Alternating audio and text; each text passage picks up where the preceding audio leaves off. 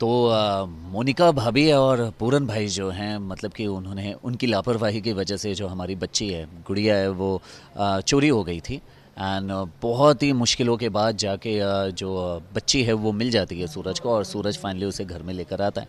लेकिन उसके बाद भी मोनिका भाभी नहीं आई रही थी, मतलब कि एक माँ होते हुए भी वो लापरवाही अभी भी बरत रही हैं, मतलब कि वो चीज़ें अभी भी कैरी ऑन कर रही हैं, नहीं हो पा रहा है उनसे, वो बाहर है, कहीं घूम रही हैं, फिर रही है।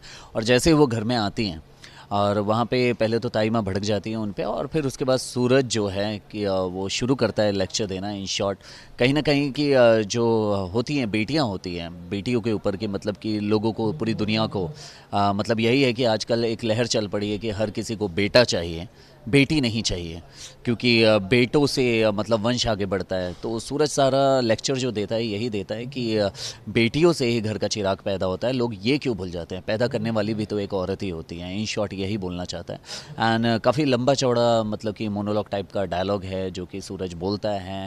एंड वहाँ पे मोनिका भाभी एंड पूरन भाई दोनों को रियलाइज़ होता है कि एक्चुअली उन्होंने गलती की है, और वो दोनों अपनी गलती को एक्सेप्ट भी करते हैं। एंड सूरज ज़्यादा कुछ नहीं बोलता। ईशा जी भी सपोर्ट करती हैं, क्योंकि ईशा जी को चिकन पॉक्स हुआ है, इसलिए वो कमरे से ही सपोर्ट करती है कि सूरज जो तुमने समझाया, जो सिखाया, वो ज़रूर समझ गए होंगे, मतलब पूरन भाई और मोनिका भाभी।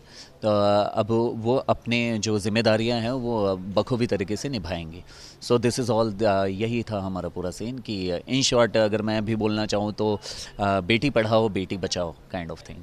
इसके आगे ट्विस्ट तो यही है कि सूरज ईशा जी के साथ कोचिंग सेंटर जाने वाला था आईएएस की तैयारी करने के लिए, क्योंकि सूरज को कसम दिए हैं ईशा जी कि समथिंग ऐसा कुछ करना ही है, क्योंकि पापा की जो प्रॉब्लम्स थी वो सारे सॉर्ट आउट होने के बाद ईशा जी बोलती हैं कि तुम्हें भी आईएएस कोचिंग चलना पड़ेगा मेरे साथ, कसम है, कसम खाओ तो ही मैं समथिंग, कोई तो चीज़ रहती है करने के लिए, वो बोलती है, और ये हाँ भी बोल देता है।